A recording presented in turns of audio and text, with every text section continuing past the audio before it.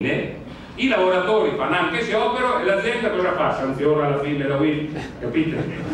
È un fatto gravissimo, noi li difenderemo anche contro queste sanzioni, però capite che non è proprio che alla Fiat gli piaccia così tanto, ed è per questo che non vuole accettare un sistema di quel genere, perché, e non lo dico perché c'è il rischio che questo sistema si estenda. Una cosa di questa natura non è contro il sistema delle relazioni sindacali italiane, è contro il sistema delle relazioni sindacali in Europa, è un altro modello.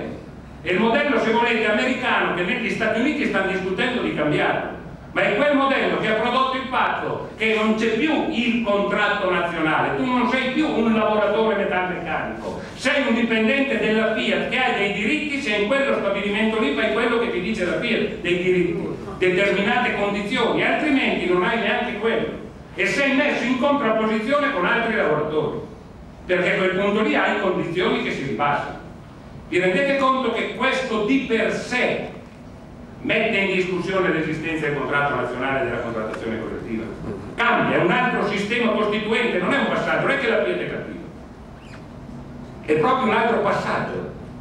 E quando un sindacato confederale arriva a firmare un accordo in cui si impedisce a un altro sindacato confederale di esistere, capite che c'è qualcosa che tocca l'elemento finale?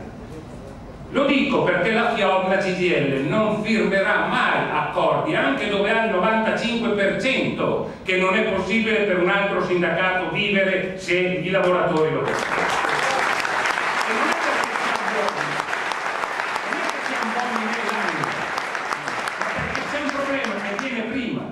La libertà e i diritti nel lavoro sono diritti delle persone che vanno garantiti in quanto tali, non c'entra se sei della FIOM, della FIM, della WIM o se non sei del sindacale. C'è il diritto di avere come persone. Se questi elementi vengono messi in discussione, voi capite che siamo un cambiamento di fondo. E lo dico perché a me ha colpito, abbiamo fatto a Firenze l'assemblea una domenica, abbiamo preso su dei vizi brutti anche noi, sabato, domenica, dobbiamo cambiare, però al di là di queste cose mi ha colpito, siccome si parlava dello statuto dei lavoratori, e abbiamo chiesto a uno storico, Paul Ginsburg, di fare una ricostruzione di come si è arrivato, di quello che è successo. Cos'è che mi ha colpito? E lo dico questo per dire come cambiano le fasi, come cambiano le culture, cosa vuol dire avere o non avere una rappresentanza del lavoro. Mi ha colpito che lui, ricordando i discorsi dei ministri del lavoro dell'epoca, Brodolini prima, che era un socialista, e Donat-Cattin dopo, che era un democristiano, quando dicevano che erano ministri del lavoro, dicevano che loro non erano ministri del lavoro di tutti, dicevano che erano ministri del lavoro delle lavoratrici e dei lavoratori, che stavano da una parte e che il conflitto era una risorsa democratica del paese che andava preservato. Capite come cambiano i tempi? Uno era democristiano e uno era socialista, quindi non aveva neanche pericolose tendenze, non so come dire.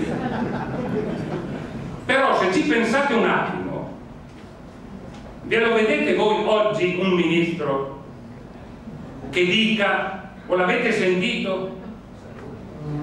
No, ma lo dico in senso generale, provate a vedere negli ultimi anni, centrodestra, centrosinistra, governi tecnici, c'è stato un ministro del lavoro che ha detto senza paura io sono il ministro delle lavoratrici e dei lavoratori e quindi sto da una parte perché il lavoro è più debole e ha bisogno di essere tutelato e di avere delle leggi che lo garantiscono?